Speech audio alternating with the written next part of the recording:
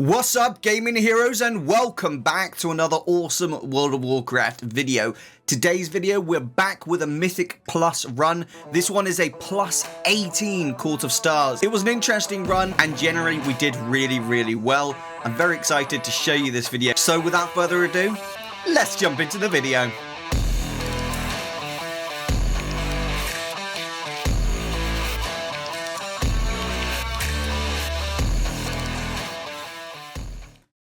Here we go. Okay, so I have learned quite a lot about Mythic Plus since doing my last video on the whole Mythic Plus scene. And what I've learned is mostly about my rotation being a bit wrong, about how to control the mobs a little bit better, and about my interrupts, you know, using both interrupts. So the Druid has Solar Beam and Incapacitating Roar, so it's got two of those. And then additionally, the other thing I learned was always make sure you have 3 dots on the target at all times. Super important. Put your Moonfire, Sunfire on the target, and then if it's a short fight, use your Fungal Growth. That counts as the 3rd dot, and that will give you like an 8% damage boost. Obviously the fungal, depending on your talents, the fungal will give you a huge damage boost as well.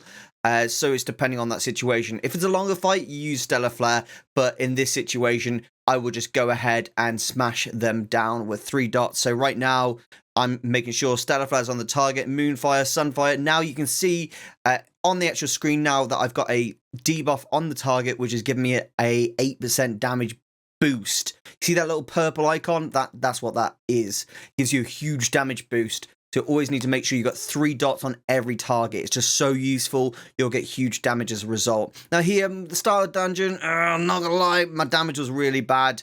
I got a little bit distracted. The Discord was popping off there. My brother was shouting a little bit. He's the tank here. And then we've got, who we got here? We've got the healer, Trouble. She's great. And we've got Alex and Want 2 guildies. Great. So there's one thing that I've learned as a balanced druid, just from basically doing a little bit more research into the Druid, and that is it's so gosh darned important that you get 3 dots on your target. It's so vitally important. Now on this first pull, I did absolutely terrible DPS. It is what it is. It happened. It's not a big deal. I'm completely fine with not doing like the hugest amount of DPS ever. I was trying to basically not die, which is, to me, probably a little bit more important than actually DPSing. Pure and simply just because if you're dead, you can't do DPS. But as a balanced druid, it is absolutely vital that you get 3 dots on the target. And the reason for that, if I pause it just here, there's a little debuff that appears on the actual ad just here. You see this kind of purplish icon. This appears whenever you have 3 dots on the target. This hugely increases your damage, massively increases your damage. So it's always really important that you get 3 dots on the target. Now say you don't have enough time to put a Stellar Flare, because Stellar Flare is a casted dot. Maybe you don't have enough time to do that. That's fine. You can still get access to that damage increase. You basically put Moonfire on the targets, you put Sunfire on the targets, and then you use your Mushroom, which is your Fungal Growth, and that applies a dot to the targets for like 8 seconds. You can use that to do huge amounts of damage. It's absolutely vital. When you're in a AoE situation where you don't have enough time to use your Stellar Flare, use Moonfire, Sunfire, and then Fungal Growth. It is absolutely incredible. I would suggest before you use Fungal Growth to get yourself into Lunar Eclipse, and the reason for that is it will basically increase your damage a lot more. Also, Fungal Growth increases your damage for 8 seconds anyway, so you're going to have a damage multiplier effect which will absolutely blow the damage charts up. You'll see in a bit. So as you can see, I'm really just focusing on getting dots on all the targets. I've got Fungal Growth ready to use. Okay, dots are on the targets. I believe Fungal Growth will probably go on now. And then this is where you kind of see my damage start to go absolutely bonkers. Look at that, dude. My Fungal Growth is now off, so I'll be ready to use another one, but I am stunned because there's no interrupts going down on the targets. Need to interrupt more. Really important. But look at that. We've doubled everyone else's damage in the entire group. Pure and simply because we got the 2 dots with Moonfire, Sunfire, and then we use Fungal Growth and we use Starfire, and it was just absolute nukage upon the enemies. That's what we want to be doing every pull. It's absolutely key as a Moonkin Druid. Now, I've got to be honest, if I'm giving myself criticism here, I only do this about 40 to 50% of the time, which is absolutely terrible. And if I want to get to the plus 20s, I need to make that 70 to 80% of the time, in my opinion. I need to be focusing really hard on getting these dots on the enemies, because that is what is going to give me the damage multiplier effect that is going to really, really just help me get to that next level of Mythic Plus. So I need to make sure I get Moonfire, Sunfire on all of the targets. And then when it's on, fungal growth and nuke them into the ground. Now, if there's only like 2 or 3 targets, maybe 4 targets that are going to last, you know, say between 12 and 18 seconds, that's when I usually put Stellar Flare on the targets as well. But if they aren't, then I don't worry about it. See, these guys, I think these guys are going to last long enough to use Stellar Flare, so I'm putting Stellar Flare on them. And that is... Why did that not go? Did I Stellar Flare the same target twice? Oh my gosh, Erosium. What are you doing, you sausage? You absolute sausage. Now we're putting Stellar Flare. Come on. Can we get Stellar Flare on that one target? Erosium, just click the nameplate.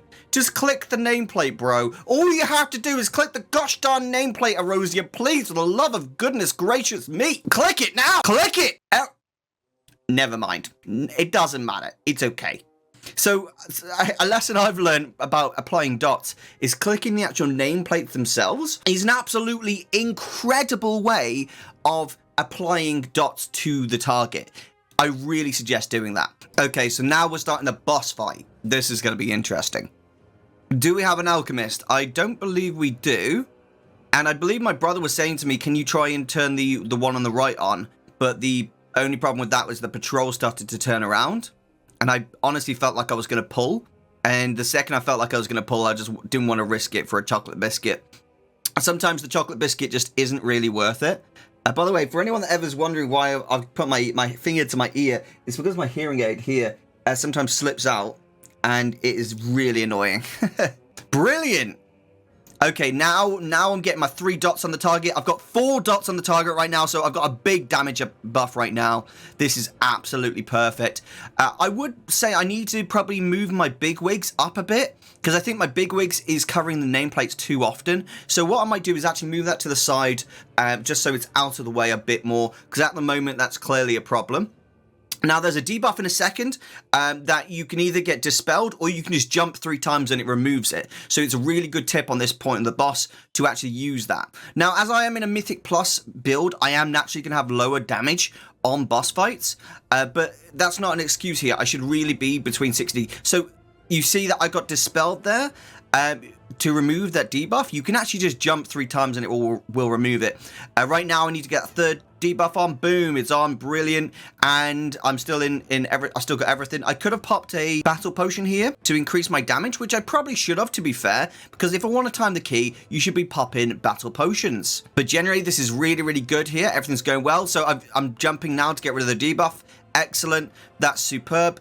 It's so vital to avoid mechanics. Now, there's a trick here that I want to show you as a balanced druid. You have something called Wild Charge in your talent tree. Now, Wild Charge is a really cool ability for druids that a lot of people don't really understand how it works. So let me explain it right now. Okay, so Wild Charge, when it's in bear form and you use Wild Charge, it will charge the enemy. When you use Wild Charge in cat form, it will jump behind the enemy, straight to the enemy from where you are to behind the enemy in melee range. If you are in your humanoid form and you use it, it will very simply drag you to another player close by. If you are in balance form, which is your moonkin form, it will actually throw you back just like it would for a hunter if they used disengage. So it's effectively a druid disengage. So this is a super useful ability. I personally keybind this to X when I'm playing the game, because I find that if you have it on X, you can just literally press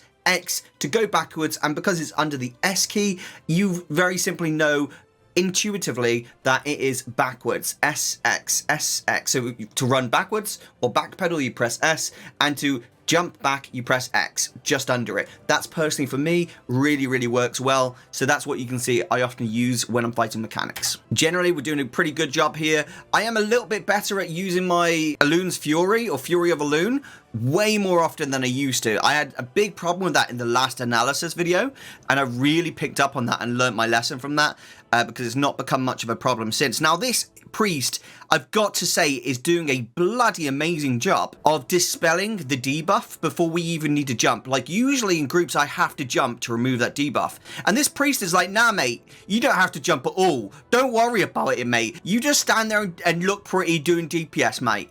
You know, because they're mass dispelling us immediately. Now, Alex died here, so they are calling for battle res here. It is a boss, so we are okay to do it. I should be jumping. Jump, Erosium, jump! Oh my gosh. I think I screwed up a little bit there and thought I was going to get a dispel, but you should never rely on the dispel. You should always treat it as if you have to do the mechanic anyway, and if the dispel comes, then that's wonderful. If it doesn't, then don't panic at all. Just play the game and do it properly. Now, notice there's not 3 debuffs on the target right now, which means I'm doing a lot less damage on a whole, and it's really important to make sure that 3 debuffs always stays on the target. I died here, but it's my own fault. There's nothing else to say. It's my own fault. I should have been more aware of the mechanics, and I do have defensives that I could have used.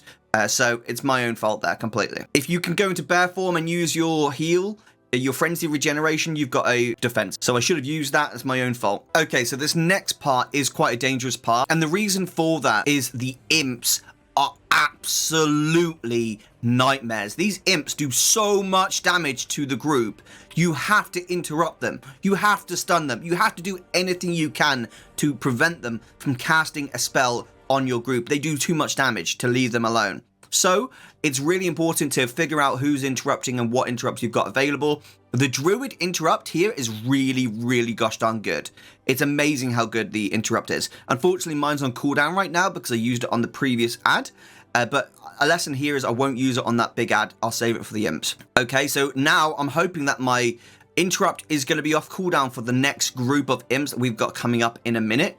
It's really important here that the basic interrupts go on to stop things like bewitch and things of that nature, because that can be really frustrating to deal with on a whole. I do have a defensive if I need it, but the imps are just there. We're not going to pull them this time because we're going to do damage instead, but generally I'm absolutely destroying it. I probably tried to finish a cast there and I nearly died for it, which is a bad idea. You don't want to be finishing casts stood in mechanics like that. See, I moved that time. That's good, Erosium. Much better, much better. On a whole, we're doing pretty good damage. I could definitely be improving it on a whole, but the main thing here is not using my cooldown, my interrupt, saving it for the imps. I really need that interrupt on the imps. I don't need it on anything else. We're clearing nice and early because we've got the imps coming right away, so there's no point holding on to that damage buff when we've got the imps just there. He is going out of range, which is a bit annoying for me. There you go, the interrupt's down. Now we can just nuke them into the ground, and there's nothing that those imps can do but just die. If I didn't save my interrupt for that, that would have been an absolute nightmare of a pull. That's why it's so good to have a Moonkin Druid, a balanced Druid in Court of Stars just to deal with the imps. It's so useful, it truly is.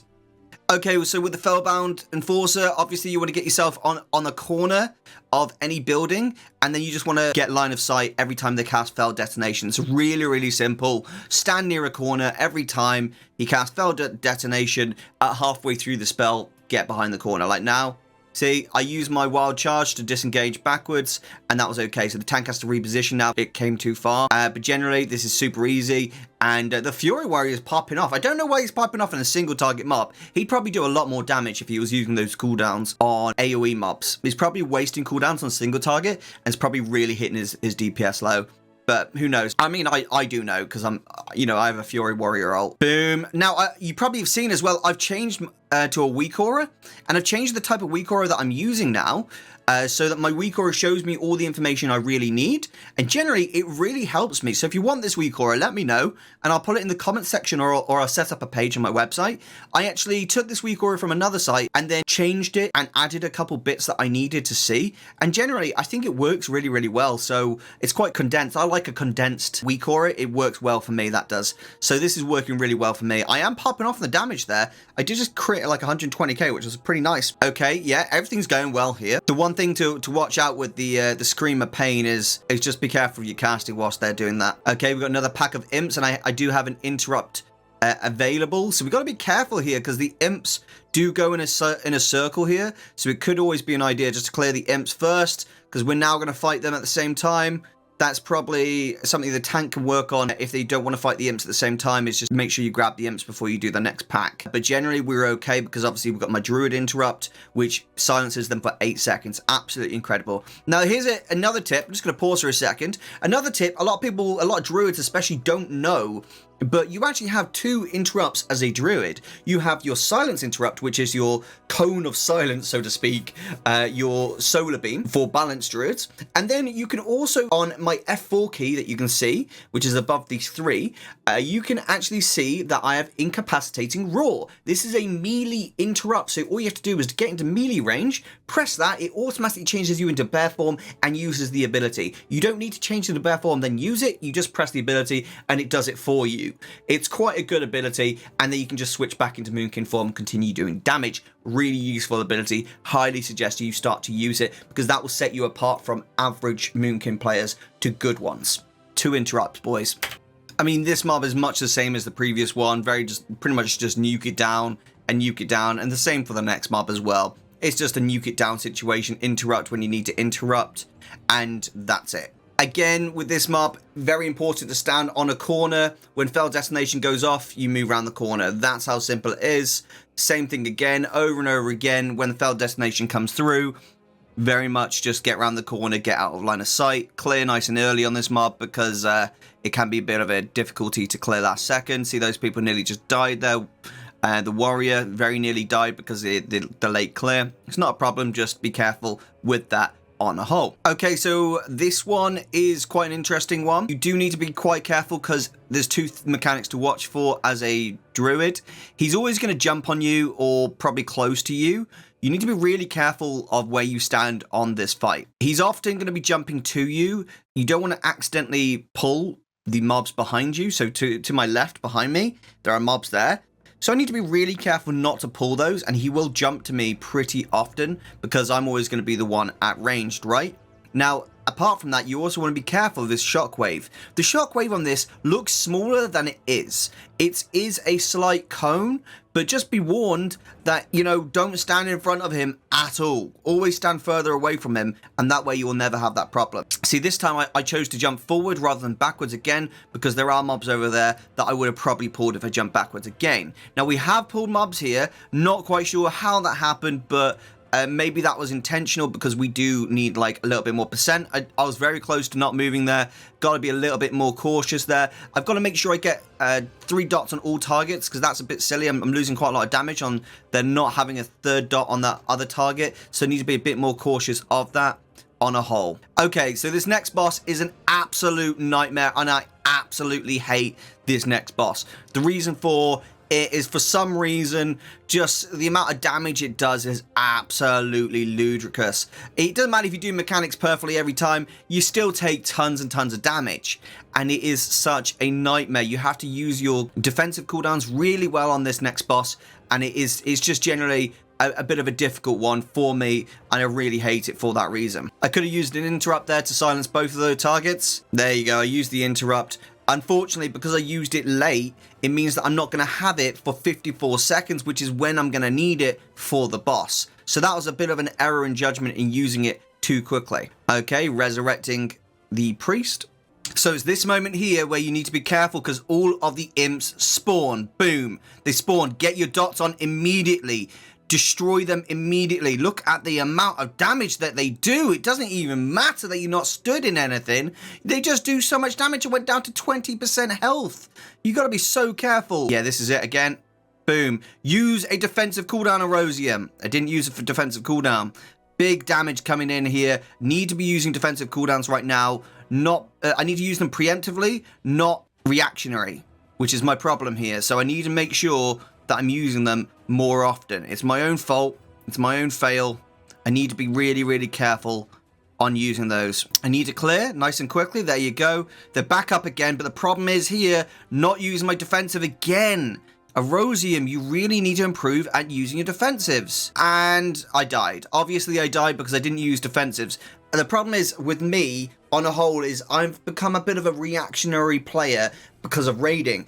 On Mythic Plus, you can't really be reactionary all the time. You actually need to be preemptive with your defensive cooldowns. If you know this ability does tons of damage to you, use your defensive cooldown before the damage. If it's going to mitigate your damage, then use it. Why wouldn't you? Look at me now. So I would say that I should have had a battle res after I died here, generally. But, you know, it's neither here nor there. A lot of people will agree, a lot of people will disagree.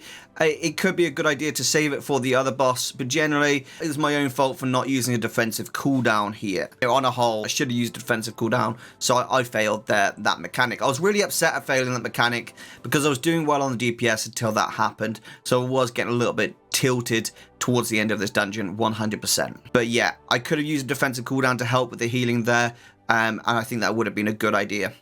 Okay, for this next room, I'm going to be honest with you guys. I have no blooming idea how to do this. Some people are just God's gift at finding the agent. I'm not. I'm terrible at it. So honestly, I just pretend to do it, and then hopefully someone else figures it out.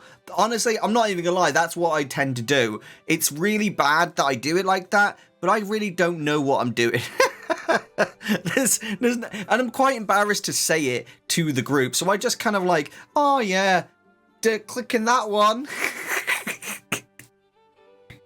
Okay, this one's really simple. Just literally group up on the boss. If the entire group groups up on the boss, the bats will spawn on top of the boss, and you can just cleave that bad boy down. It's really good to nuke the damage, but if you stand too far away from the boss, the ad won't be close enough to be nuked down. So right now, because people are stood too far from the boss, the ad isn't close enough to be nuked down. Really important that you stand a little bit closer to the boss so that you can nuke that ad down really easily. Obviously, you can just like stun it, and once it's been stunned once, it's okay. But why do it? You know, why stun it? You can literally just nuke it down. I've done it a bazillion times where you just nuke the boss and the ad just dies next to it. So that's generally a really, really good idea to do that.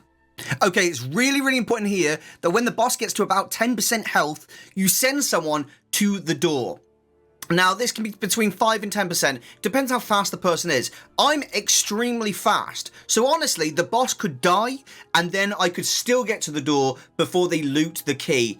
Definitely. Because that's how fast I am, just generally. So, on a whole, it just makes sense for that to be the case. But if you're not a druid, you're not super fast, then honestly, go at about 10% health of the previous ad before you go and open this door. You want to open the door as someone's picking up a key, and then that way the door will actually open. If you don't have someone pick up the key whilst you're opening the door won't open. Now, this boss is super simple. Don't stand in the purple stuff.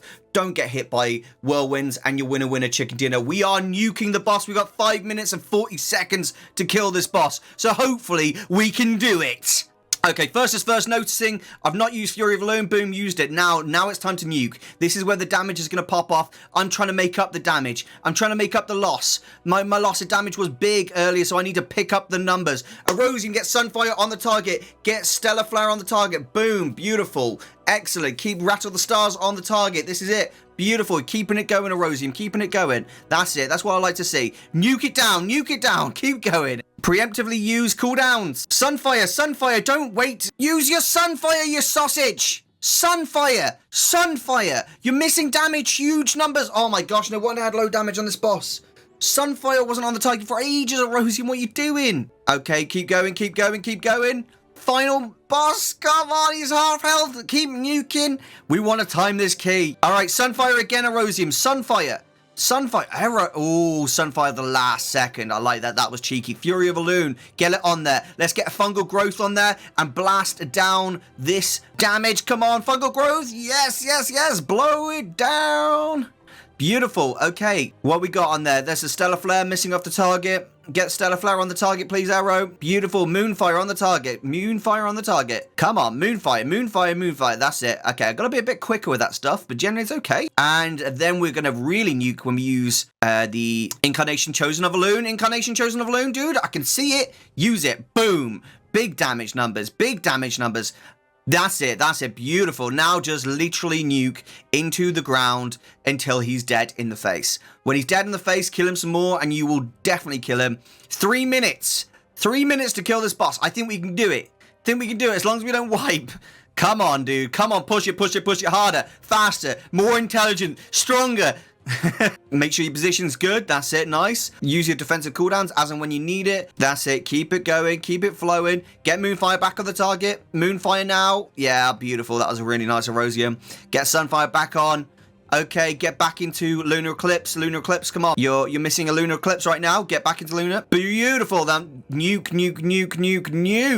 Come on, keep going, keep going, keep going. Excellent. We did it. Well done, group. We timed the key perfectly.